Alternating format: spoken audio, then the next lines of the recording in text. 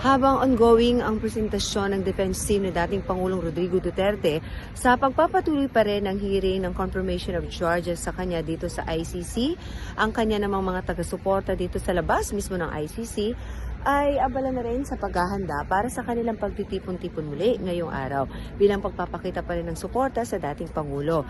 At kabilang sa mga inihanda ngayong araw, eto mga painting na gawa mismo ng kanyang mga taga-suporta.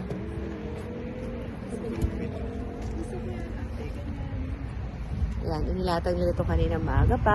At ito mismo yung artist, ma'am! Quick lang!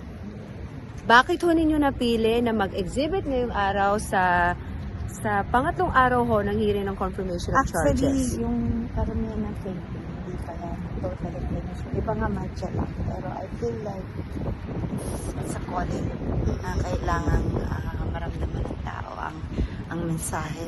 Hindi ako mahilig sa camera. No, it's alright, talaga. ma'am. Sige po, go ahead, go ahead.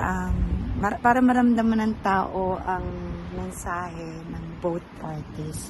Kumbaga, tanungin natin ang ating mga sarili kung ano ba yung katotohanan behind all the wars happening.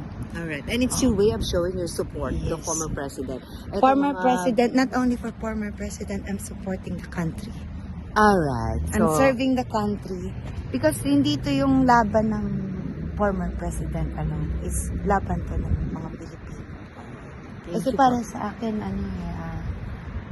karapatan ng tao malaman kung katotohanan. Kung ano nangyari sa atin. Okay.